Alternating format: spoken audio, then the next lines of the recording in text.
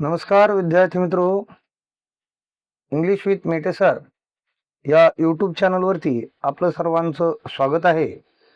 आज आपण इयत्ता 9वीची द्वितीय सत्राची प्रश्नपत्रिका त्याची उत्तरं कशी लिहावीत यासाठी आपण मागील 2025-26 म्हणजे मागील 2025-26 नाही, याच्यात या ठिकाणी वर्ष बदललंय. तर त्याच्या अगोदरचे म्हणजे यापूर्वी झालेल्या परीक्षेच्या प्रश्नपत्रिकेचा आपण या ठिकाणी आढावा घेत आहोत. तर बघा, या ठिकाणी विषय इंग्रजी आहे, 9वीसाठीची प्रश्नपत्रिका आहे. आपल्याला या प्रश्नपत्रिकेत एकूण 7 प्रश्न असतात. तर पहिल्या प्रश्नामध्ये लँग्वेज स्टडी असा प्रश्न असतो. तर बघा, याच्यामध्ये complete the following words by using correct letters असं आलेलं आहे. तर बघा, या ठिकाणी इथं पहिला शब्द आहे LA-E हे केलंय बघा, हा LAST आहे लास्ट. नंतरचा शब्द आहे UNDER अंडर. पुढचा शब्द आहे रॉयल आणि शेवटचा शब्द आहे आयलँड ISLAND.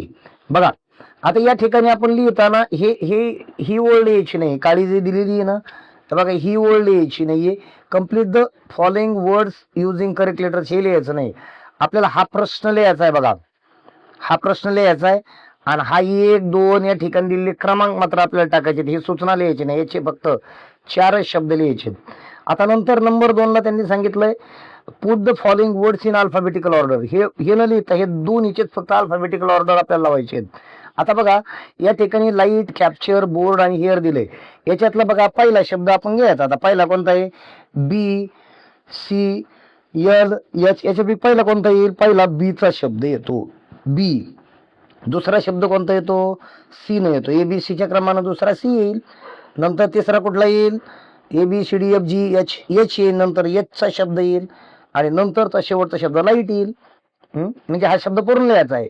म्हणजे या ठिकाणी काय होईल? हे होईल बोर्ड, BOARD बोर्ड.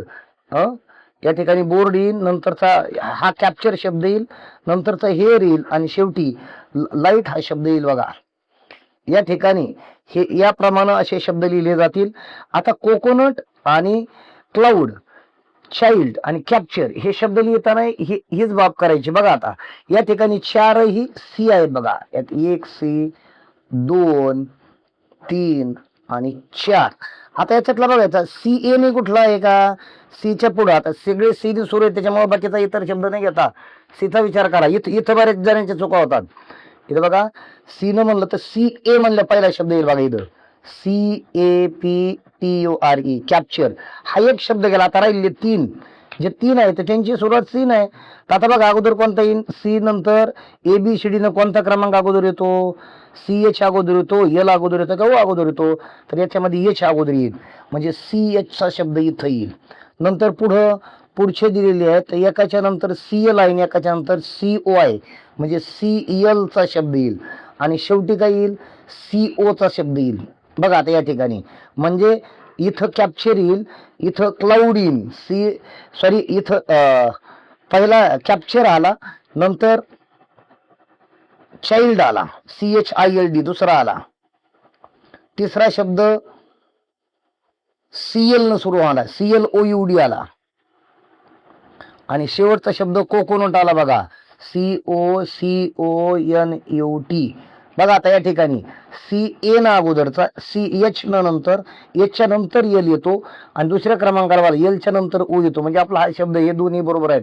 इथं फक्त याच्यात 4 शब्द, याच्यात 4 शब्द एवढंच लिहायचं.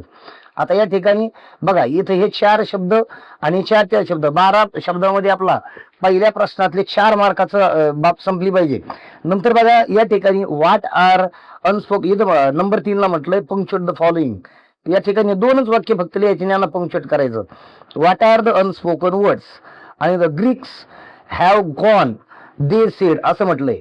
बघा, या ठिकाणी बोलणारी व्यक्ती दे आहे, सेड हे रिपोर्टिंग व्हर्ब आहे आणि त्यांनी काय म्हटलं ते हे म्हटलंय. बघा, द ग्रीक्स हॅव गॉन म्हणजे यातला द चा T कॅपिटल येईल, ग्रीकचा G बरोबर तसाच आहे. द ग्रीक्स हॅव गॉन इथं फुल स्टॉप येईल, याला इन्व्हर्टेड कॉमा येईल. दे सेड इथं फुल स्टॉप येईल. याप्रमाणे ना पहिल्या वाक्यामध्ये व्हॉटचा डब्ल्यू कॅपिटल, अनस्पोकन वर्डच्या नंतर शेवटी प्रश्नचिन्ह, अशा प्रकारची याची रचना येईल. आता नंबर 4 ला आहे make 4 words minimum of 3 letters each, म्हणजे कमीत कमी 3 अक्षरी शब्दाचे आपल्याला 4 शब्द बनवायचे आहेत. कमीत कमी 3, म्हणजे 4 अक्षरी चालतील पण कमीत कमी 3 अक्षरी पाहिजेत. मग कम्युनिकेशन पासून कोणकोणते शब्द बनवले जाऊ शकतात बघा, याच्यात CAT कॅट होऊ शकतो, नंतर शेवटी एन आहे CAN बनवला जाऊ शकतो, CUI या ठिकाणी CUT कट या ठिकाणी होऊ शकतो, नंतर MAT मॅट होऊ शकतो, NOT नॉट होऊ शकतो. असे वेगवेगळे बरेचसे शब्द आपल्याला यापासून तयार करता येऊ शकतात. आता बघा हा डायग्राम या ठिकाणी दाखवतो बघा, याप्रमाणे बघा. पहिला प्रश्न याप्रमाणे सोडवलेला आहे बघा. पहिल्या प्रश्नामध्ये हे बघा, पहिला लास्ट आहे, अंडर आहे, रॉयल आहे आणि आयलँड असं दिलेले आहे. त्याच्यानंतर इथं बघा बोर्ड, कॅप्चर, एअर आणि लाईट अशी ही अल्फाबेटिकल ऑर्डर आहे. नंतर कॅप्चर, चाइल्ड, क्लाउड आणि कोकोनट. बघा हे दोन मार्काचं झालं. याला हे 4 मार्काचं एवढंच. आपल्याला परीक्षेला उत्तर लिहिताना एवढंच लिहायचंय, बाकीचं लिहायला नकोय. नंबर 3 ला बघा व्हॉट आर अनस्पोकन वर्ड, शेवटी प्रश्नचिन्ह दिले. आणि बघा इथं काही डबल.कॉमाची काही त्याची गरज नाही, कारण कोणी बोलणारी व्यक्ती नाहीये. नंतर दुसऱ्यामध्ये द ग्रीक्स हॅव गॉन, बघा या ठिकाणी डबल.कॉम मध्ये हे घेतलं. नंतर बघा इथं युनिट.कॉम पूर्ण केला आणि दे सेड इथं पूर्णविराम आलाय बघा, या ठिकाणी पूर्णविराम आला. आता कम्युनिकेशन हा शब्द आहे. कम्युनिकेशन पासून cat, can, cut, mat, not इत्यादी आणखी इतर शब्द आपल्याला बनवता येऊ शकतात. आता पुढे बघा, हे या ठिकाणी इथं काही प्रश्न आहे आपल्याला. इथं प्रश्न असा आहे बघा, यांनी काय म्हटलंय, write related words as shown in the example. या उदाहरणामध्ये, या डायग्राम मध्ये जो शब्द दाखवलाय याच्याच जातीचा, म्हणजे याचा वर्ड क्लास कोणता आहे, हाऊस, नाईस म्हणजे चांगलं म्हणजे कसं, घर कसं आहे, घराविषयी अधिकचं वर्णन करणारा शब्द आहे हा. म्हणजे हे काय विशेषण आहे, हे नाम आहे हाऊस, नामाबद्दल विशेष माहिती सांगणारा शब्द म्हणजे विशेषण. हे ऍडजेक्टिव्ह आहे, म्हणजे सगळेचे सगळे शब्द ऍडजेक्टिव्ह आले पाहिजे. मग घर कसं असू शकतं, घर बघा या ठिकाणी लिहिले नाईस जसं आहे ना, नाईस आपल्याला हे उत्तर दिलेले आहे त्यांनी देताना. आता बघा या ठिकाणी ब्युटिफुल आहे घर, त्याच्यानंतर घर बिग असू शकतं, घर स्मॉल असू शकतं, घर क्लीन असू शकतं, डर्टी असू शकतं. असे वेगवेगळे विशेषण असणारे शब्द आपल्याला या ठिकाणी लिहायचे. आता याच्यात नंबर 6चा जो शब्द आहे, complete the word chain of noun, सगळे नामांची वर्ड चेन या ठिकाणी तयार झाली पाहिजे. बघा ई पासून तुम्हाला अर्थ बनवता येईल, EARTH, एच पासून इथं हॅड बनवा किंवा हट बनवा, टी पासून इथं टेबल चालेल, तुम्हाला टायझर चालेल. टेबल घेतलं म्हणजे याप्रमाणे तुम्हाला हे शब्द घेता येतील. बघा या ठिकाणी इथं काय केलंय बघा, टेबल, अर्थ, हट, टीम आणि मॅट. आता टीम देखील नाऊन आहे बरं का. टीम हे कलेक्टिव्ह नाऊन आहे. म्हणजे या प्रकारचे शब्द आपल्याला हे बनवण्यासाठी घेता येतात. आता या पहिल्या ए मधल्या क्वेश्चन नंबर 1A मधले हे 6ची 6 झाले. याच्यापैकी आपले 4 अचूक आले पाहिजे. 4 अचूक आले म्हणजे आपल्याला या ठिकाणी 8 मार्क मिळतील, प्रत्येकी 2 मार्काला आहे. आता याच्यानंतर याच्यातला जो बी आहे, तर बी ची अवस्था बघा. बी मध्ये प्रश्न काय आहे, बघा बीचा प्रश्न असा आहे, डू डायरेक्टेड मध्ये make meaningful sentence by using phrase to take care of. To take care of ही जी फ्रेज आहे ना, तर ही वाक्यात आपल्याला वापरायची. ह्या फ्रेजला आपल्याला वाक्यात वापरायची. मग आता आपण कशी वापरू, आता आपण वेगवेगळी वाक्य मला तरी करू शकतो. मग आपण असं म्हटलं पाहिजे, you should take care of your books, असं वाक्य घेता येऊ शकतं. आता नंतर he should take care of his younger brother. या प्रकारची वेगवेगळी वाक्य आपल्याला करता येऊ शकतात. आता या ठिकाणी add a clause to the following sentences to extend it meaningfully, म्हणजे अर्थपूर्णरित्या याचा विस्तार करण्यासाठी पुढचा क्लॉज जोडायचा. क्लॉज झाला पाहिजे, याला वाक्य पूर्ण नाही करायचं. या पूर्ण केलं तर ते काय होईल, कॉम्प्लिमेंट होईल आणि मग ते हे होणार नाही, काय क्लॉज होणार नाही. आता आय डोंट नो, आता पुढे जर म्हटलं I don't know who he was, तो कोण होता हे मला माहिती नाहीये, म्हणजे हु न सुरू होऊ शकतं. किंवा आय डोंट नो मला माहिती नाही because he is not my friend. किंवा I don't know because I was not there. म्हणजे अशा प्रकारचा पुढचा कुठलं तरी कंजंक्शन येईल बघा, इथं सबऑर्डिनेटिंग कंजंक्शन येईल आणि त्यानं पुढचे शब्द या ठिकाणी येतील तरच हा क्लॉज पूर्ण होईल. बघा या ठिकाणी उत्तरामध्ये कशा प्रकारे केलंय बघा. हे बघा, याचं पहिल्याचं उत्तर काय लिहिलंय, we should take care of our books. We should take care of our book. आपण आपल्या पुस्तकांची काळजी घेतली पाहिजे. नंतर I don't know who he is. हे असंही वाक्य आपल्याला चालतं. या दोन्ही पैकी एकच आपल्याला हे ऑरला आहे, दोन्ही एकमेकांसाठी हे ऑरला आहेत बघा. या दोन्ही पैकी एकच सोडवायचं आहे. त्याच्यानंतर आपल्याला एबल आणि इन चार्ज असे दोन शब्द दिलेत. काय शब्द दिलेत, हे एबल आणि चार्ज असे दोन शब्द दिलेले आहेत. एबल पासून आपल्याला अनेबल करता येतं, त्याला प्रिफिक्स किंवा सफिक्स वापरायचा आहे. प्रश्न कसा आहे, काय प्रश्न आहे बघा, ऍड प्रिफिक्स किंवा suffix to add a prefix or suffix to make new word. त्याच्यापासून नवीन शब्द बनवायचे. एबल पासून अनेबल बनवा, याच्यापासून एबिलिटी बनवा, नंतर चार्ज पासून इनचार्ज होईल. नंतर बघा या प्रकारचे शब्द बनवायचे. तुम्हाला त्या ठिकाणी चार्ज पासून चार्जिंग शब्द बनेल. मग याच्यापासून हे दोन्ही जर तुम्ही व्यवस्थित करीत आले, याला प्रिफिक्स वापरा किंवा सफिक्स वापरा. अनेबल आलं प्रिफिक्स आलं, इनचार्ज प्रिफिक्स आलं, चार्जिंग सफिक्स आलं. तसं आता हे जर हे दोन केले बरोबर जर केले तर हे जर जमले नाही तर मग हे करायचंय. इथं काय सांगितलं, make a sentence meaningful sentence using any one of the following words. याच्यापैकी एक अर्थपूर्ण वाक्य आपल्याला बनवायचं. कसं बनणार, एबल आलं पाहिजे वाक्यामध्ये, असं वाक्य बनवायचं, किंवा चार्ज वाक्यात आलं पाहिजे. आपण जर म्हटलं ना की man the headmaster handed over the charge to the supervisor, असं चालेल. तो चार्ज शब्द त्याच्यामध्ये आला पाहिजे. आता इथे या ठिकाणी वाक्य बघितलं बघा, he is able to sing a song. हे बघा एबल शब्द आला. They gave charge to him, या ठिकाणी चार्ज शब्द आला. आता ह्या दोन्ही पैकी एक वाक्य लिहित आपल्याला 1 मार्क आहे. बघा याच्यामध्ये आपल्या एवढ्यामध्ये पहिला प्रश्न या ठिकाणी संपलेला आहे. आता पहिला प्रश्न संपल्यानंतर आपण दुसऱ्या प्रश्नाचा विचार करू. दुसऱ्या प्रश्नामध्ये असं काय म्हणलं, read the following passage and do the activities. आता या ठिकाणी काय म्हटलंय, मी आता याची उत्तरं तुम्हाला सांगतोय, मात्र काय होतंय हे तुम्ही शोधायची आहेत. या ठिकाणी काय म्हटलंय, कम्प्लीट द फॉलोइंग, हे खालील दिलेले विधान पूर्ण करा. आता याच्यामध्ये त्याची उत्तर आहेत, मी उत्तर काढून ठेवलीत बघा. काय म्हटलंय, our ears are like funnels because there is no door with which you can close them. हे याचं वाक्य झालं. नंबर 2चं विधान काय आहे, नंबर 2चं विधान आहे, the 2 rows of teeth are like a fence because. इथं काय म्हटलं, because every word you speak must pass this wall of teeth. झालं, हे पण झालं. त्याच्यानंतर नंबर 3रा काय प्रश्न आहे, the 2 lips are like a fence because. ते कुंपणासारखे येतं 2 ओठ म्हणजे.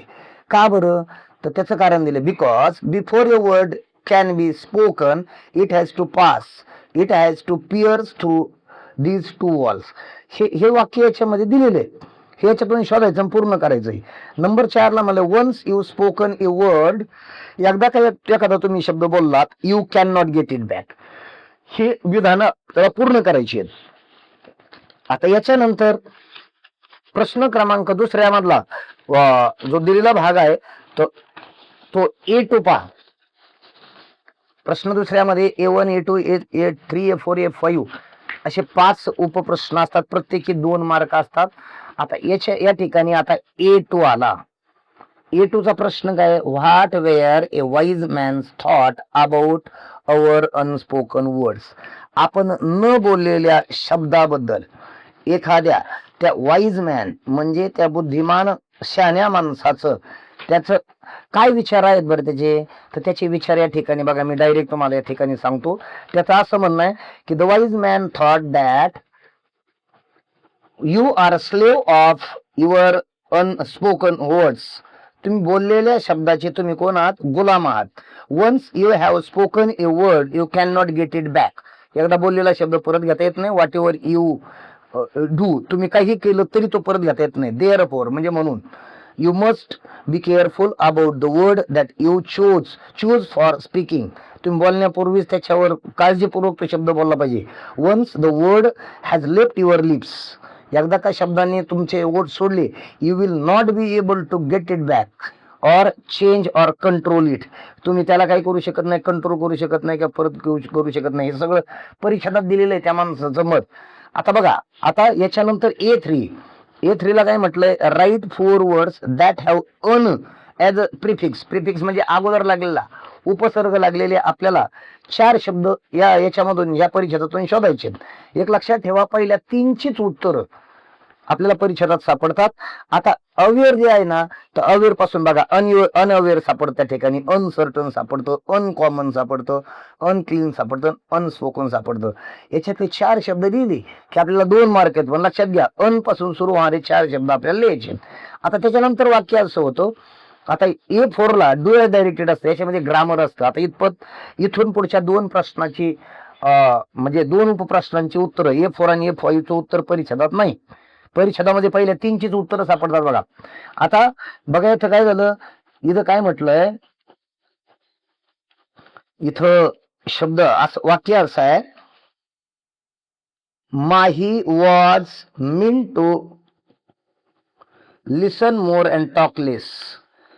आता या ठिकाणी इथं वॉज आलाय आणि इथं म्हणलंय identify the tense and write, याचा काळ ओळखा आणि लिहा. फक्त वॉज आलाय, पुढे आयएनजी असतं तर चालू भूतकाळ राहिला असता.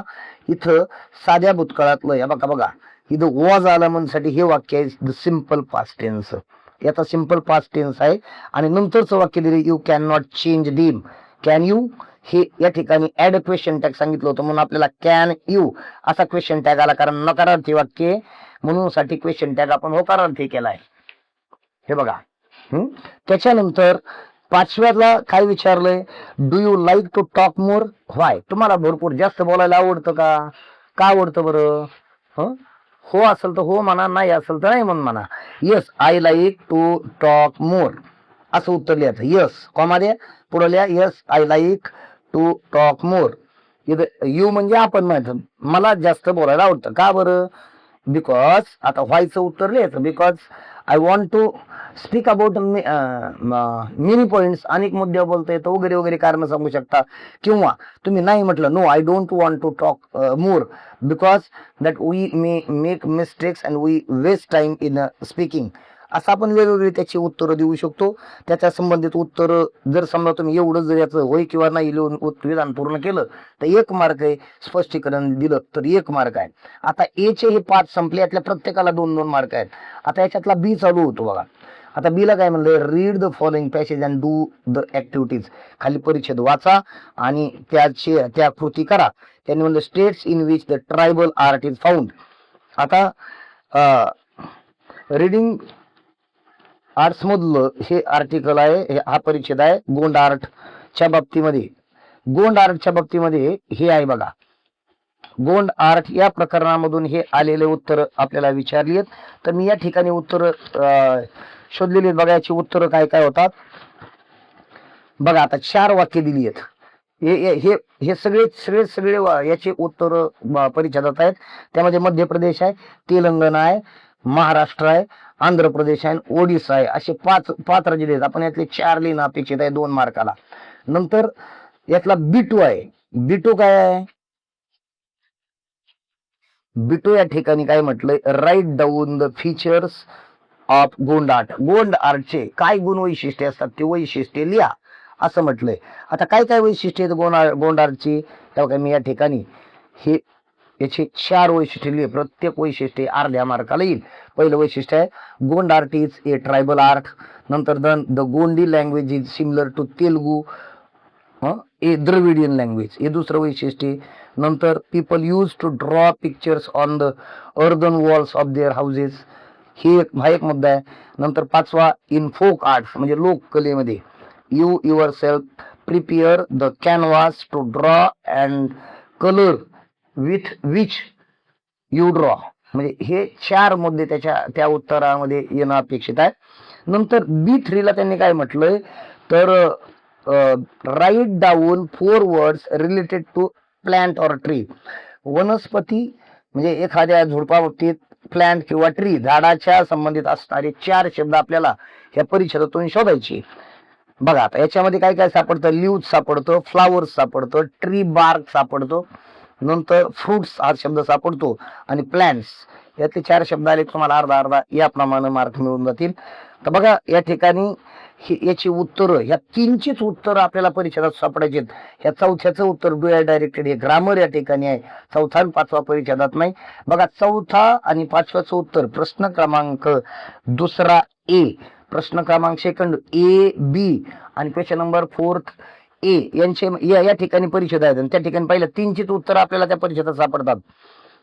बघा आता या ठिकाणी काय डू आय डायरेक्टेड इथं काय म्हणजे, a house decorated with beautiful pictures creates a pleasant atmosphere असं वाक्य आहे आणि त्याला म्हटलंय मेक द सेंटेन्स एक्सक्लेमेटरी, याला उद्गारवाचक बनवायचंय. ते उत्तर सांगतो. दुसरं काय म्हटलंय, Coal and cow Dang were use to prepare colours, यांनी म्हणलंय अंडरलाईन द इन्फिनिटिव्ह. आता इन्फिनिटिव्ह म्हणजे टू सह येणारं क्रियापद. हे बघा या ठिकाणी टू प्रिपेअर ही यातलं इन्फिनिटिव्ह आहे. आता हे बघा या ठिकाणी मी तुम्हाला दोन्हीची उत्तरं सांगतो. आणि नंतर 5वं म्हटलंय which art do you like and why, तुम्हाला कोणती कला आवडते बरं आणि का, असं म्हटलं. याचं उत्तर आहे पुढे आपण बघू. या 5व्याचं हे तुम्ही तुमच्या पद्धतीने लिहायचे. कुठली प्रत्येकाला आवडणारी कला वेगळी असेल, त्याचं कारण वेगळं असेल, हे तुम्ही द्यायचंय ह्या 5व्या मधलं. आता ह्या 2ची उत्तरं बघा या ठिकाणी कशी दिली आहेत. या दोन्हीची उत्तरं मी या ठिकाणी सांगतो तुम्हाला. बघा या ठिकाणी एक नाऊन दिलेलं आहे बघा. हे बघा काय दिलंय, a house decorated with beautiful pictures create a pleasant atmosphere. या ठिकाणी याची सुरुवात होईल व्हाटने, याचं उत्तर होईल what a pleasant atmosphere a house decorated with beautiful pictures creates, असं वाक्य होईल.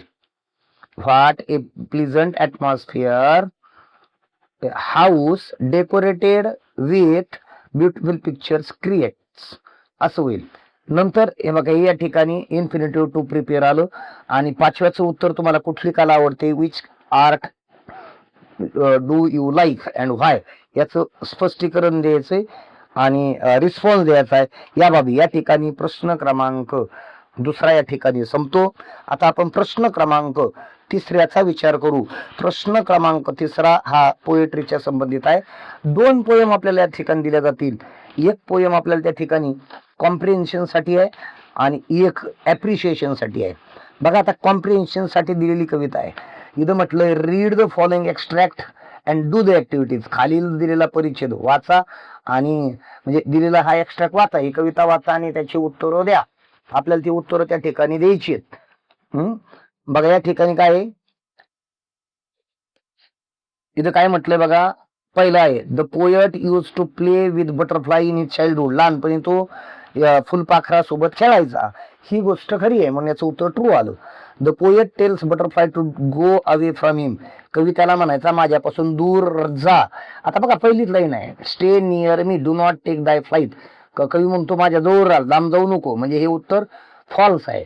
नंतर the poet and his friends use to chase the butterfly, कवी आणि त्याचे मित्र त्या बटरफ्लाय म्हणजे फुलपाखराचा पाठलाग करत होते. आता या ठिकाणी बघा कवितेमध्ये हे उत्तर या ठिकाणी बघा, इथं कवी म्हणतो my sister Emily and I together chase the butterfly, म्हणजे हे 2 जण त्याच्या मागे जायचे, मित्र नाही आहेत ते, त्याची बहीण आहे तो, म्हणून हे उत्तर फॉल्स आहे. आणि शेवटी असं म्हणलं according to the poet childhood days were pleasant, कवीचं म्हणणं होतं की लहानपणीचे माझे सगळे दिवस कसे होते, आनंदी होते. इथं याचं उत्तर आहे oh pleasant, pleasant were the days. म्हणजे बघा हे उत्तर जर समजा थोडं बारकाईनं पाहिजे उत्तर यामध्ये असतात. हे याप्रमाणे ट्रू फॉल्स फॉल्स ट्रू असं आहे. हे विधान लिहायचं दिलेलं आहे, ही लाईन लिहा, नंतर त्याच्या पुढे ट्रू किंवा फॉल्स लिहा, नंतर प्रत्येक लाईन लिहून ट्रू किंवा फॉल्स लिहायचंय. नंतर A2 पहा. A2 मध्ये कवी प्रश्न असा आहे, describe the butterfly from the point of view of poet, त्या कवीच्या नजरेतून कवीच्या मतानुसार त्या म्हणजे कवीला काय वाटलं त्या याच्याविषयी बटरफ्लाय विषयी त्या फुलपाखराविषयी त्याचं वर्णन करा. तर बघा याचं या ठिकाणी वर्णन असं येतं, according to the poet the butterfly reminds him of his childhood, कवीच्या मते ते फुलपाखरू त्याला त्याच्या बालपणीचे मेमरीज म्हटलंय. रिमाइंड्स हिज चाइल्डहुड मेमरीज, त्याच्या बालपणीच्या आठवणी करून देतो. It acts like A historian, ते कसं कसं काय करतं, एखाद्या इतिहासकारासारखं त्या ठिकाणी ते वागतंय बघा. त्याची कृती इतिहासकारासारखी आहे. ऑफ हिज इन्फॅन्सी, त्याच्या बालपणी, तो लहान असतानाची त्याची अवस्था जमको त्याचा इतिहासकार आहे. It reminds him happy moments, हे त्याला त्याच्या आनंदी क्षणांची आठवण करून देतो. ऑफ द पास्ट, भूतकाळातील आनंदी क्षणांची आठवण करून देतो ते.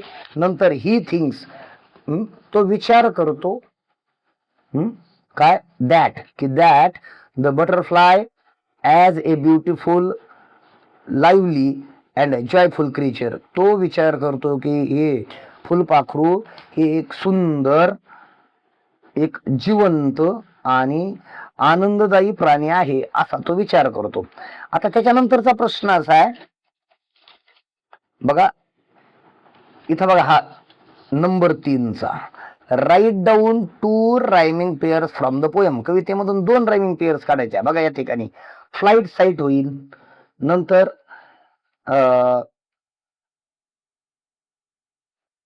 इन्फॅन्सी दी असं होईल, डिपार्ट आर्ट असं होईल, डेज प्लेज होईल, बुश आणि रश असं होईल. या ठिकाणी आहेत रायमिंग पेअर्स तुम्हाला सापडतील. त्याच्यानंतर हा बघा, आता याची मार्किंग स्कीम, पहिल्याला याला 2 मार्क आहेत, नंतर त्याला 2 आहेत, आणि शेवटी रायमिंग पेअर्सला 1 मार्क आहे. अशी मार्किंग स्कीम आहे. 2, 2, 4 आणि 1, 5. आता 5 मार्काला दुसरी पोयम आहे. आता या कवितेमध्ये बहुधा आपल्याला या ठिकाणी टायटल दिलं जातं, कवीचं नावही दिलं जातं, पण या कवितेमध्ये काही दिलेलं नाही. म्हणून एक काम करा की शक्यतो बहुतेक कविता 4 आहे कविताचं नाव आणि त्या कवीचं नाव जराशी थोडंसं लक्षात ठेवणं आपण गरजेचं आहे. असं जर येणाऱ्या परीक्षेला जर आलं तर मग पुन्हा आपले त्या ठिकाणी पंचायतीने फुकटचे मार्क असतात, तशी सहज मिळणारे मार्क आहेत. आता पॉइंट्स फॉर ऍप्रिशिएशन, या ठिकाणी मुद्दे येतं.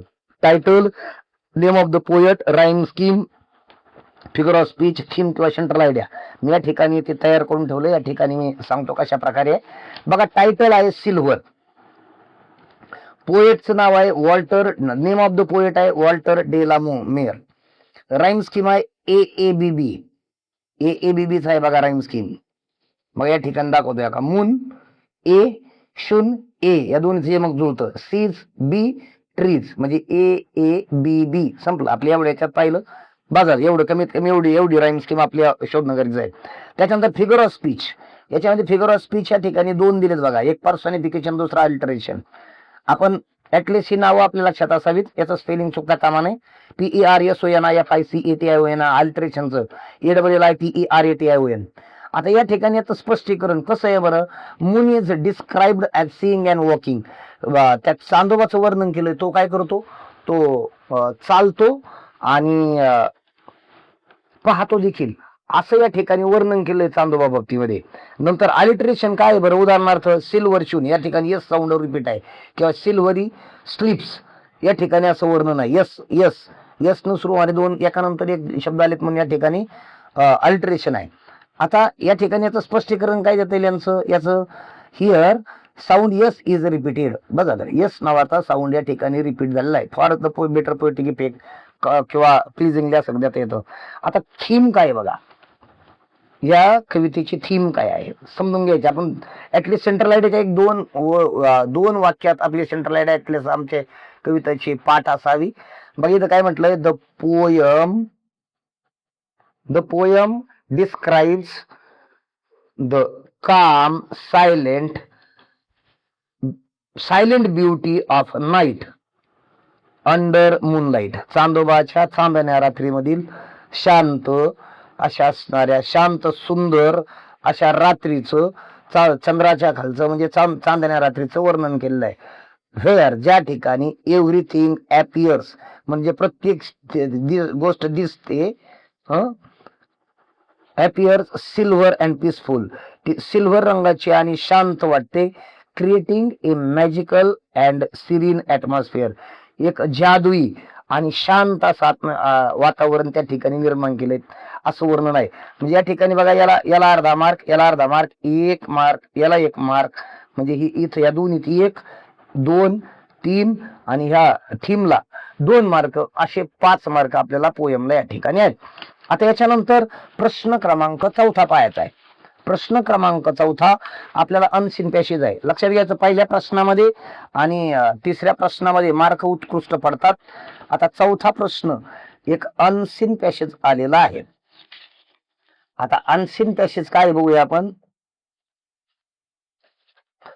त्याचे उत्तर दिलेत. The home of circus artist has been a small town. त्या टाउनचं नाव लिहायचंय. The children in their house start the circus training at an early age, असं उत्तर द्यायचं. हा प्रश्न 4था सुरू झाला की नवीन पानावर आपला प्रश्न गेला पाहिजे, एवढी गोष्ट लक्षात ठेवा. नवीन प्रश्न नवीन पानावर सोडवणं गरजेचं आहे. आता याच्यातली मी उत्तर तशी बरीचशी लिहून ठेवलेली आहेत. आता बघा, एका सर्कस दिलेल्या एका गावाचं नाव आहे. सर्कस दिलेल्या त्याचं नाव केरळ मधलं एक गाव आहे, थॅलेसरी नावाचं गाव आहे, की ज्या ठिकाणी जे सर्कशीचं घर असं म्हणून ओळखलं जातं. त्याचे कलाकार त्या ठिकाणी आहेत. अनेक सर्कशीचे मालक त्या ठिकाणी, भारतातील सर्कशीचे मालक या ठिकाणी केरळमध्ये सापडतात. या ठिकाणी अनेक आख्यायिका, म्हणजे लिजेंडरी काय म्हणूया आपण, अनेक कलाकारांची नावं त्या ठिकाणी आहेत. सॉरी, लिजेंडरी म्हणजे अशा विशेष सर्कशींची नावं त्या ठिकाणी आहेत. कमला सर्कस आहे, द ग्रेट रेमन सर्कस नावाची सर्कस आहे, की जी इतर सर्कशी सारखी, त्याच्यासारखीच जेमिनी नावाची आहे, अमर अँड ओरिएंट, इतर सर्व संबंधित थॅलेसरी नावाच्या त्या खेड्याशी संबंधित आहेत. थियाज ही एक अशी जमात आहे शेतकऱ्यांची, की ही थॅलेसरी या ठिकाणी सापडते. त्या ठिकाणी सर्कस, त्या ठिकाणी अनेक प्रसिद्ध अशा सर्कशीची त्या ठिकाणी निर्मिती झाली. प्रत्येक थियांचं जे घर आहे, तर ते त्यांच्यातला एक मुलगा किंवा त्या ठिकाणची डॉटर, कन्या, पुत्र किंवा कन्या, मुलगा मुलगी, त्या सर्कशीमध्ये सुरुवातीपासून तिथलं प्रशिक्षण सुरुवातीच्या वयापासून घेताना सापडतो. ते सगळे त्याच्यामध्ये एक्सल्ड म्हणजे उत्कृष्ट आहेत. त्यांच्या बॅलन्सिंग फिट्स किंवा ट्रिक रायडिंग, म्हणजे वेगवेगळ्या खर्चामध्ये ते त्या ठिकाणी कसे आहेत, तर ते एक्सलंट आहेत. म्हणजे चपळता, शरीराची चपळता आणि त्याच्या ज्या वेगवान हालचाली आहेत, तर ह्या थियाज यांनी त्या ठिकाणी केलेल्या आहेत. ॲरोबॅट्स त्या ठिकाणी, म्हणजे शारीरिक आणि कसरती करणारे त्या ठिकाणी त्यांची मुलं तयार होतात. त्यांनी भारतात आणि अब्रॉड म्हणजे बाहेरच्या देशात प्रवास केलाय आणि खूप प्रचंड असा जमाव किंवा मोठी प्रेक्षक वर्ग त्यांनी आकर्षित करून घेतला. परंतु मागील 2 डिकेड म्हणजे दशकामधून सर्कस नाहीशी झालेली आहे. कशामुळं, तर त्या ठिकाणी सिनेमा आला आणि टीव्ही यांची प्रसिद्धी पुढे आली. त्याच्यानंतर माउंटिंग म्हणजे ते सगळं उंच करणं वगैरे, त्याची सगळी म्हणजे वाहून नेण्याची वगैरे जे खर्च आहेत ते, नंतर रनिंग सर्कस चालवताना हे सगळे खर्च, नंतर lack of incentive from the government, शासनाकडून मिळणारी जी सूट आहे ती, आणि एजिटेशन्स बाय ॲनिमल ॲक्टिव्हिस्ट, म्हणजे ज्या धडपडी आहेत किंवा तळमळी किंवा आंदोलनं कोणाची, प्राण्यांच्या बाबतीत सतर्क असणारी काही लोक आहेत, त्यांच्यापासून are threatening the circus survival, सर्कसीच्या अस्तित्वाला, जगण्याला हे सगळेच्या सगळे आव्हानं देणारे आहेत. तर बघा, पहिल्यांदा आपल्याला या ठिकाणी उत्तर आहेत. मी लिहिलेली उत्तर तुम्हाला या ठिकाणी सांगतो. आता तुम्हाला परिच्छेद सांगितला. बघा या ठिकाणी उत्तर काय काय आहेत बघूया. याची उत्तर काय काय सापडतात या 4थ्या प्रश्नाची. बघा, पहिल्याचं उत्तर थॅलेसरी. थॅलेसरीला दिलेलं आपल्याला प्रश्न काय होता, प्रश्न असा आहे, the home of circus artist has been a small town. मग त्या टाउनचं नाव आपल्याला थॅलेसरी लिहायचंय. नंतर दुसरा प्रश्न आहे, the children in Thiyyas house start circus training कधी, अर्ली एज, सुरुवातीच्या वयामध्ये सुरू करतात. आता पुढे बघा, पुढचा चौथा प्रश्न, सॉरी तिसरा उपप्रश्न आहे चौथ्या मधला A1. त्यामध्ये द कमला सर्कसचे नाव आहे कमला सर्कस. हे कमला सर्कस असं आहे. आणि and the great Raymon circus, ह्या 2 सर्कशीचे नाव आहेत. Were the legendary names in field of circus. त्याच्यानंतर थियाज मेड द बेस्ट म्हणजे ते बास झाले, बेस्ट अॅक्रोबॅट्स इन इंडिया, उत्तम असे शारीरिक कसरत करणारे त्या ठिकाणी सर्कशीमधले थियाज तयार करतात. पुढचा A2 आहे कम्प्लीट द वेब. हा वेब डायग्राम द्यायला आपल्याला पूर्ण करायचा आहे. त्यांनी काय म्हटलं, problems that threaten the shows of circus. सर्कशीचे जे शोज आहेत तर त्याला आव्हानं कुणी कुणी दिली, कशामुळे अडचणी आल्या त्याला, त्याला काय काय अडचणी आल्या, loss of popularity due to cinema and TV, TV आणि टेलिव्हिजन आणि सिनेमा याची प्रसिद्धी वाढल्यामुळं त्याच्यामुळं मर्यादा आली. नंतर mounting cost of running circus, त्याचा जो खर्च आहे तो खर्च सर्कस चालवण्याचा जो माउंटिंगचा जो खर्च आहे तो त्याच्यानंतर एजिटेशन्स बाय ॲनिमल ॲक्टिव्हिस्ट, प्राणी मित्रांनी ज्या केलेली आंदोलन, आणि lakh of incentive from government, शासनाकडून मिळणारी खर्चातील सूट किंवा त्यांना मिळणारी अनुदान, याच्यामुळं हे सगळे अडचणीत आले, त्याला आव्हानं झाली. आता पुढं A3चं उत्तर आपलं याच्यामध्ये आहे. A3 मध्ये काय म्हटलंय, find from the passage describing words for the following, याचं वर्णन करणारे शब्द जागे विशेषण आहेत. एज कोणतं, अर्ली एज. नंतर नेम कसं, लिजेंडरी नेम. त्याच्यानंतर लिंबचं एजिल आहे. आणि या ठिकाणी क्राऊड म्हटलाय, क्राऊड कसला, ह्यूज क्राऊड, हे या प्रकारे आहे. नंतर चेंज द व्हॉइस करायचं आपल्याला, द थियाज मेड द बेस्ट अॅक्रोबॅट्स. आता या ठिकाणी मेड क्रियापद आहे, द थियाज करता आहे, आणि द बेस्ट अॅक्रोबॅट्स हे कर्म, या कर्माला अगोदर करता करायचा, म्हणजे द बेस्ट अॅक्रोबॅट्स वाक्य साध्या भूतकाळातलं आहे, म्हणून याच्यानुसार सहाय्यकारी क्रियापद येईल. द बेस्ट अॅक्रोबॅट्स मग वेअर येईल, द बेस्ट अॅक्रोबॅट्स वेअर, मेड क्रियापद आलं तिसरं, बाय द थियाज असं उत्तर येईल. आणि याचा WH प्रश्न तयार करायचा आहे, they toured India and abroad, frame WH question to get the underline part as answer. याचं उत्तर येईल असा याचा प्रश्न तयार करायचा, they toured India and abroad. आता या ठिकाणी कसं होईल, या ठिकाणी हे उत्तर झालं पाहिजे, म्हणजे याचा अर्थ काय होतो, कोठे, ठिकाण सांगते ना, मग काय होईल त्याचं, व्हेअर डीड दे टूर असं उत्तर हे व्हायला पाहिजे. आणि पाचवा प्रश्न आहे, which character in the circus entertains you most and how, तुम्हाला सर्कशीतलं कुठलं पात्र जास्त एंटरटेन करतं आणि कसं, हेच सांगायचं. मग तुम्ही या ठिकाणी ॲक्रोबॅट सांगता येईल, शारीरिक हालचाली करणारी व्यक्ती, ती इकडून तिकडे उड्या मारते वगैरे, जम्प्स अँड इट्स बॅलन्सिंग वगैरे वगैरे गोष्ट. किंवा तुम्हाला वाटलं द क्लोन, क्लोन म्हणजे विदूषक, सर्कशीमध्ये हसवणारा विदूषक असतो, इट लाफ्स, म्हणजे त्याचं स्पष्टीकरण आपल्याला देता येईल. हे या प्रकारे. आता याची उत्तरं पुन्हा एकदा लक्षात घ्या. ह्याला सरी पहिल्याच उत्तर आहे अन अर्ली एज, हे नंतरच्याच उत्तर आहे. पुढं the Kamala and the great Raymon, हे दोन सर्कशीची नाव आहेत. अँड ॲक्रोबॅट्स ही या ठिकाणी आहेत. हे जे problems that threaten the shows of circus, या बाबतीचे 4 मुद्दे, loss of property due to cinema and TV, नंतर lack of incentive from government, आणि नंतर एजिटेशन्स बाय एनिमल ॲक्टिव्हिस्ट, आणि mounting cost of running a circus, हे या ठिकाणी आलं.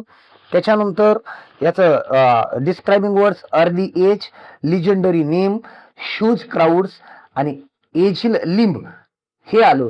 याच्यानंतर ग्रामर जे दिलं, ग्रामर मध्ये the best अॅक्रोबॅट्स in India were made by the Thiyyas असं उत्तर याचं येईल बघा. आणि नंतर वेअर डीड दे टूर, या प्रकारे उत्तर येईल A4चं. आता A5 ला काय म्हटलंय, तुम्ही आता तुम्हाला सांगितलं ते तुम्ही उत्तर लिहायचं, कोणतं कॅरेक्टर तुम्हाला आवडतं का आवडतं बा, किंवा कशा प्रकारे हे. आता समरी लिहिताना, समरी लिहायला विसरायचं नाही. समरी लिहिताना पहिली गोष्ट, त्या टायटलला 1 मार्क असतो, समरीला 4 मार्क असतात. जर या ठिकाणी एकाच वाक्यात आपल्याला जर वर्ण नसेल तर एका परिच्छेदामध्ये आपण त्या ठिकाणी समरी करायची, अनावश्यक शब्द लिहू नका. अनावश्यक मुद्दे लिहू नका, महत्वाच्या बाबी लिहा, उदाहरणं त्या ठिकाणी देऊ नका. त्याच्यानंतर फक्त महत्वाचे मुद्दे घेऊन त्याची एक सलग दिलेली जी गोष्ट आहे तर ती एक सलग मुद्दे शोध मांडणी करायची, एकानंतर एक जोडायचा आहे, फक्त क्रम व्यवस्थित आला पाहिजे, याला परिच्छेद पाडायचा नाही. तर या प्रकारे समरी हा प्रश्न क्रमांक 4 संपला. याच्यानंतर प्रश्न क्रमांक 5, इथून पुढे आपलं रायटिंग स्किल चालू होतं. तर आपण रायटिंग स्किलचा या ठिकाणी विचार करूया. रायटिंग स्किल मध्ये प्रश्न क्रमांक 5 त्याच्यात काय दिलंय बघा, या ठिकाणी पत्र दिलंय. आता ही जाहिरात दिलेली, ही जाहिरातीवरून आपल्याला विचार करायचा काय जाहिरात दिली आहे. या ठिकाणी म्हटलंय हे बाल शांती गृह असं म्हटलंय. याच्यात म्हणलंय A1 और A2 do any one of the following अशी सूचना आहे. A1 किंवा A2 या दोन्ही पैकी एकच पत्र करायचं. 2 पत्र दिलेत आपल्याला, एकच पत्र आपल्याला सोडवायचंय. आता बघा कुठलं पत्र, याच्यात काय म्हणलं बाल शांतीगृह, आणि बाल शांतीगृहामध्ये please help us your little mite will make our live better, it will provide us with better food. आता हे बाल शांतीगृहातील विद्यार्थ्यांचं मुलांचं म्हणणं आहे. Better food, better clothing, better education. Contact Mrs Sridevi Vasanti, administrator, Bal Shantigruh, Harinagar, Nanded, आणि या ठिकाणी पिनकोड दिला. यांना आपण लिहायचंय, यांना कॉन्टॅक्ट करायचा आहे. आलं लक्षात. पहिलं पत्र इनफॉर्मल लेटर, म्हणजे हे कौटुंबिक. कोणाला लिहायचंय आपण, your class decides to hold a fund raising drive. तुमच्या वर्गानं ठरवलंय की आपण काय करायचं, वर्गातून एक निधी उभारायचा आहे for the children at the orphanage. Orphanage म्हणजे निराश्रित ज्या ठिकाणी आहेत, निराधार मुलांचं जे ठिकाण आहे, तर त्या निराधार मुलांच्या ठिकाणाला ते ऑर्फनेज आहे. निराधार जे गृह आहे, तर त्या ठिकाणी काय करायचंय, त्या मुलांसाठी आपल्याला फंड रेज करायचा आहे, निधी उभारायचा आहे. मग काय करायचं, write a letter to your friend giving details. मित्राला या विषयीचं पत्र लिहायचं. आता पत्र लिहिताना कसं लिहायचं ते थोडक्यात लक्षात घ्या. मी पत्र या ठिकाणी लिहिलेलं आहे, ते मी या ठिकाणी तुम्हाला सांगतो काय काय लागतं त्या पत्रामध्ये. पहिली गोष्ट लक्षात घ्या, आपला पाठवणाऱ्याचा पत्ता. हे इनफॉर्मल लेटर आहे, कौटुंबिक पत्र असेल त्याला एकच पत्ता असतो. बघा XYZ, इथं तुमचं नाव नाही दिलं, आपल्याला नाव टाकता येत नाही, ते XYZ लिहा. एका खाली एक लिहिल्याची काळजी घ्या. पहिलं अक्षर कॅपिटल आलं पाहिजे सगळ्यांचं. नंतर तुमच्या घराचं नाव टाका, तुमचं काही असेल ते. सुटसुटीत पत्ता लिहा, पत्ता विनाकारण वाकडा तिकडा देऊ नका, सरळ लिहिता आला पाहिजे. त्याच्यानंतर मेन रोड, रामनिवास, जवळची खूण सांगा, एखादा चौक सांगा, मेन रोड सांगा, MG रोड सांगा, एखादी गल्ली असेल ती सांगा, काही पण तुमच्या घराच्या जवळची एक खूण सांगायची. नंतर ठिकाणाचं नाव सांगा. या ठिकाणी पिनकोड असेल शॉर्ट मध्ये लिहा, नाही आणखी एक ओळ वाढते त्यापेक्षा इथं लिहून इथं फुल स्टॉप द्या. इथपत नावाच्या नंतर कॉमा नाहीये, तुमच्या घराच्या नावानंतर कॉमा आहे, मुख्य रस्त्यानंतर कॉमा आहे, आणि तुम्ही हे पिनकोड लिहिल्याच्या नंतर गावाचं नाव लिहिल्यानंतर या ठिकाणी फुल स्टॉप आला. नंतर तारीख जर टाकली नाही तर तुम्हाला या ठिकाणी अर्धा मार्क मिळत नाही, पत्त्याला अर्धा मार्क असतो. 16 ऑगस्ट 2025 झालं. या ठिकाणी एवढं लिहिलं, हे याप्रमाणे लिहायचं. तुम्ही 16 नंतर आपण जर लिहिलं 16/1/24 वगैरे असं लिहिलं ते जमत नाही, इंडियन स्टाईल मध्ये लिहायचं नाही, हे ब्रिटिश स्टाईल मध्ये. 16 ऑगस्ट इथं कॉमा लिहायचा आणि नंतर इथं साल टाकायचं.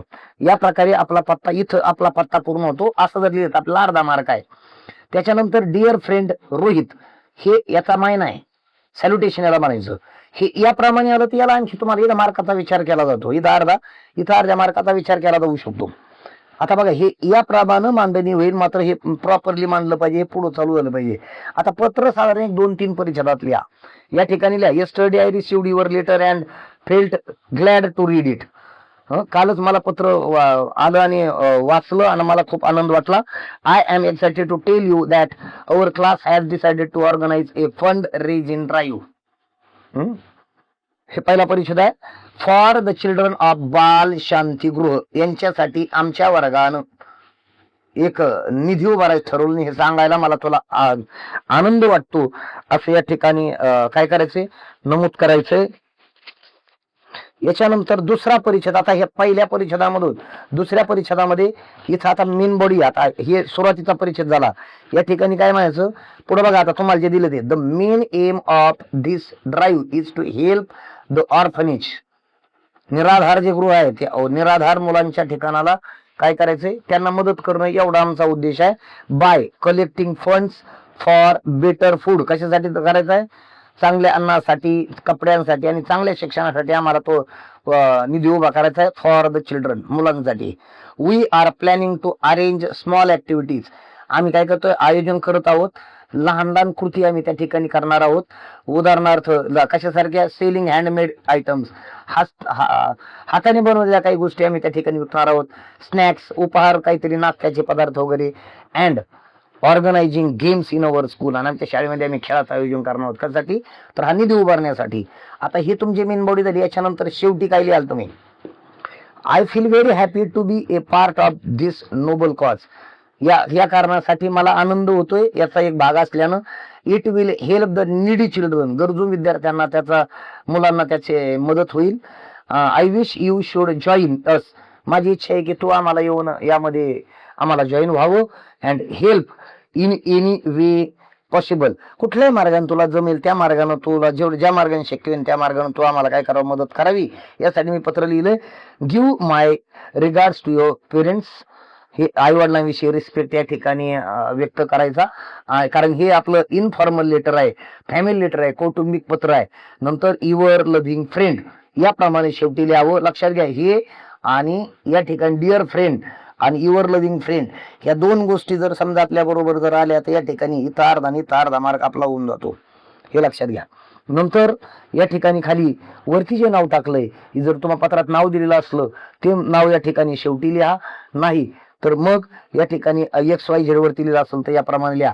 हे तुमचं इनफॉर्मल लेटर झालं. याच्यानंतर बघा, आता हे संपल्यानंतर फॉर्मल लेटरच्या बाबतीत मी या ठिकाणी मुद्दे लिहून देतोय. काय काय येवं त्याच्या ठिकाणी, याच्यात जास्त मुद्दे आहेत. या ठिकाणी पहिली गोष्ट म्हणजे सेंडर्स ऍड्रेस आहे, तुमचा पत्ता तयार करायचा आहे. आता कोणाला लिहायचं त्या ठिकाणी दिले बघा. तुम्ही आता वरती दिलेला तोच पत्ता आणि तीच तारीख या ठिकाणी घेऊ शकता. आता या ठिकाणी दुसरा पत्ता रिसिव्ह कोणाला लिहायचा आहे, कॉन्टॅक्ट म्हणलंय ना, तर कॉन्टॅक्ट म्हणले, कॉन्टॅक्ट. मग हे टू मिसेस श्रीदेवी वासंती, मग खाली लिहायचं इथं कॉमा देऊन ऍडमिनिस्ट्रेटर, किंवा to the administrator Mrs Sridevi Vasanti. मग खाली त्यांचा पत्ता लिहा, बाल शांतीगृह, हरिनगर, नांदेड, आणि पिनकोड टाका. हा झाला त्यांचा हरीश्वरचा ऍड्रेस झाला. वरती आपला ऍड्रेस झाला सुरुवातीला टाकलेला, आणि नंतर कारण आपण जो पत्ता तयार करतो ते दिलेला नसला तर आपण ह्या दोन्ही एक पत्ता पाठ करून दोन्हीकडे चालू शकतो. हा रिसिव्हर्स ऍड्रेस झाला. दोन्ही पत्ते जर तुम्ही दिली तर बघा, याला अर्धा मार्क आहे, याला अर्धा मार्क आहे. तुम्ही विषय सॅल्युटेशनला या ठिकाणी पुन्हा अर्धा मार्क राहील. विषय लिहा, तुम्ही कशाविषयी पत्र लिहिताय. तुम्ही इनफॉर्मल लेटर मध्ये विषय लिहायचा नाही, सब्जेक्ट नाही, इथं सब्जेक्ट आहे. मग तो या ठिकाणी हा विषय, म्हणजे हे मी मराठीत मुद्दाम मुद्दे लिहिलेत, हे मराठीत लिहायचं नाहीये, हे लक्षात घ्या. मराठीत लिहायचं नाही, हे आपल्या विद्यार्थ्यांना कळावं म्हणून मी मुद्दाम हे मराठीत या ठिकाणी त्याचा अर्थ काय होतो ते लिहून दिले. हे पाठवणारचा पत्ता आहे, सेंडर्स ऍड्रेस, हे याच्यातला कुठलाच मुद्दा लिहायचा नाही. डायरेक्ट पत्ता तयार करायचा. वरती दिलाय बघा, तारखेचं दिले, ते तारीख आणि ती आई तशीच लिहायची. रिसिव्हर्स ऍड्रेस पत्रात दिलेला आहे. इथं रिसिव्हर्स ऍड्रेस असं काही लिहायचं नाहीये, डायरेक्ट पत्ता लिहायचा आहे. म्हणजे to the administrator Mrs Sridevi, नंतर बाल शांतीगृह वगैरे वगैरे, इथं पत्ता दिलेला आहे, पत्रात दिलाय तो. त्याच्यानंतर सब्जेक्ट, हा मुद्दा असाच लिहा, इथं लिहून लिहा. सब्जेक्ट काय, ऍप्लिकेशन फॉर, कशासाठी, काय म्हटलंय. आता हे बघा, ऍप्लिकेशन कोणाला लिहायचंय, हे आपण जर यांना पत्र लिहायचं असलं तर यांना आपण लिहायचं, कॉन्टॅक्ट करायचं, मग मिसेस श्रीदेवी वासंती यांना लिहावं लागेल. पण आपण हे पत्र कोणाला लिहायचंय, आता पत्राचा नीट प्रश्न वाचून बघायचा बघा. Your class decided to hold fund raising drive on school grounds, write a letter to head of your school explaining what you intend to do and asking for permission. आता बघा, हा प्रश्न समजून घ्या. त्या ठिकाणी संपर्क जरी दिलेला असला तर आपण त्यांना लिहायचं नाहीये. आपल्याला हे काय करायचंय, या ठिकाणी हे आपल्या शाळेच्या प्रमुखांना पत्र लिहायचंय. मग आपला स्वीकारणाऱ्याचा पत्ता, आपला पत्ता वरती येईल.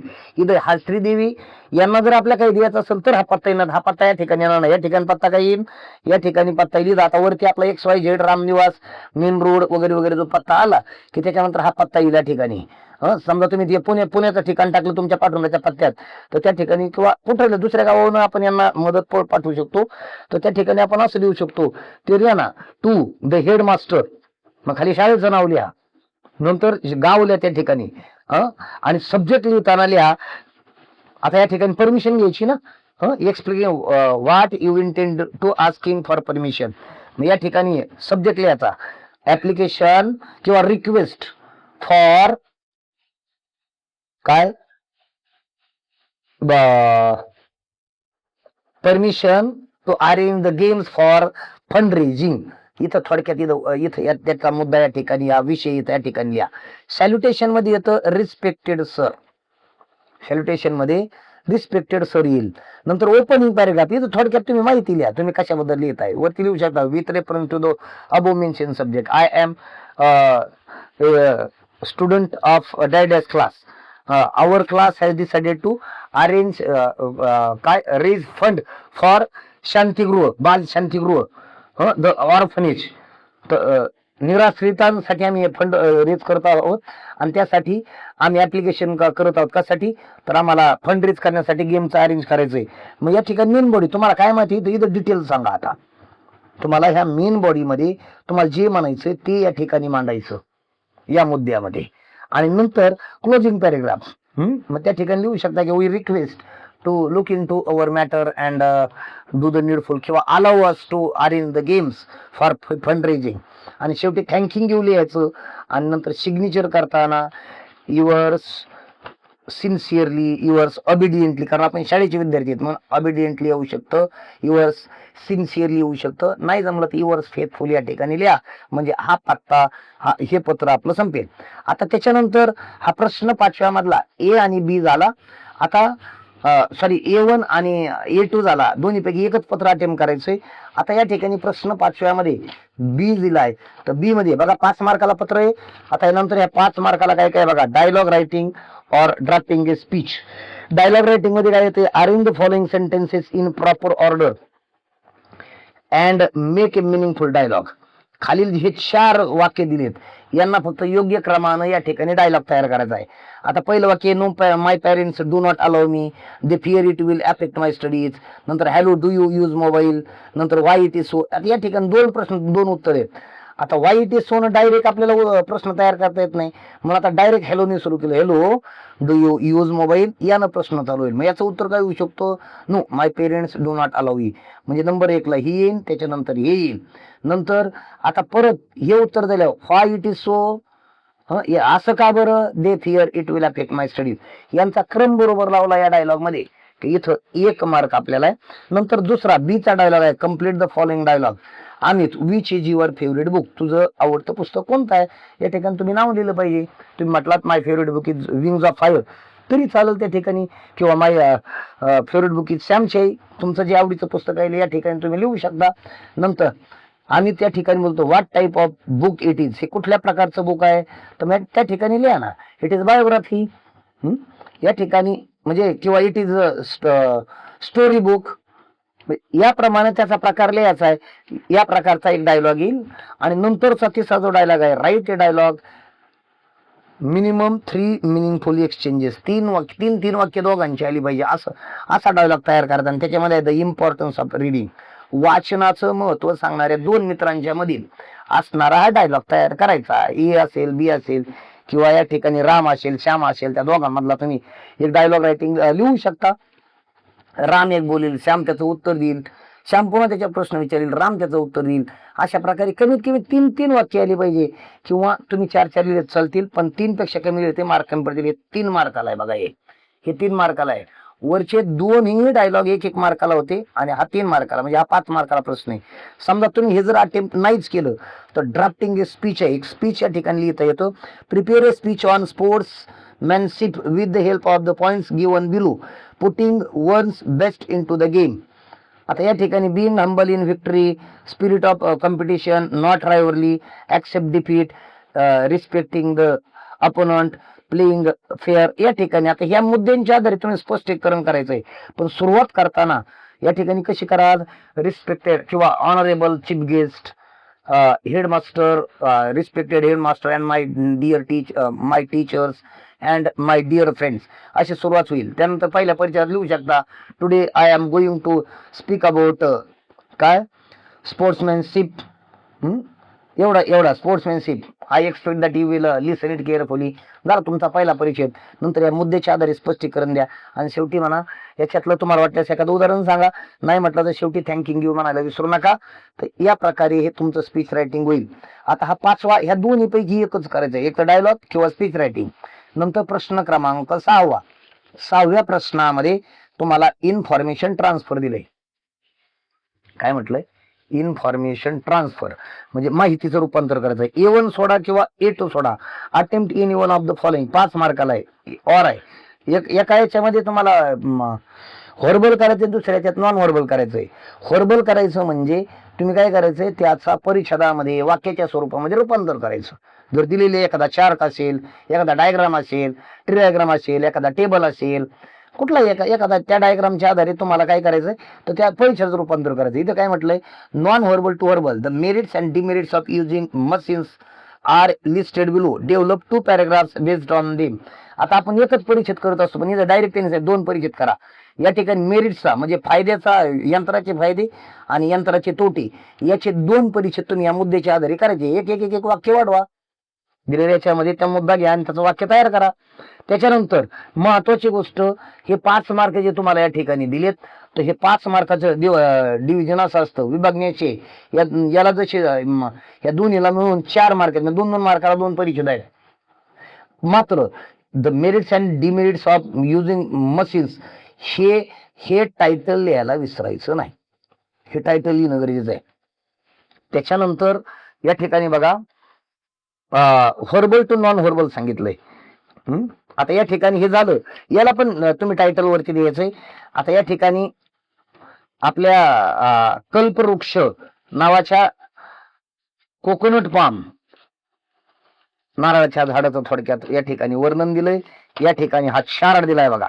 या ठिकाणी त्याचं नाव, scientific name, place where grown, climate त्याला कुठलं पाहिजे, त्याचे उपयोग, लिक्विड असताना काय उपयोग, त्याच्या लिक्विडचा उपयोग काय, केर्नलचा उपयोग काय, लिव्हचा उपयोग काय, सेलचा उपयोग काय, हे याचे उपयोग त्या परिच्छेदात दिलेत.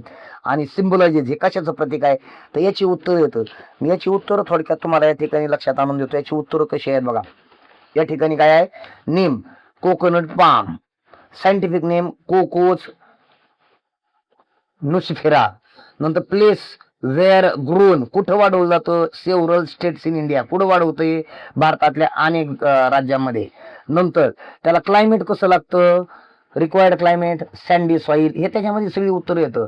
हाय ह्युमिडिटी, नंतर abundant sunlight and high rainfall, भरपूर पाऊस लागतो, मुबलक सूर्यप्रकाश लागतो, हे त्याचे रिक्वायरमेंट. युजेस बघा, या ठिकाणी उपयोग दिलेत आणि उपयोगाचे मुद्दे. लिक्विडचा उपयोग काय, coconut water, refreshing and nutritious drink.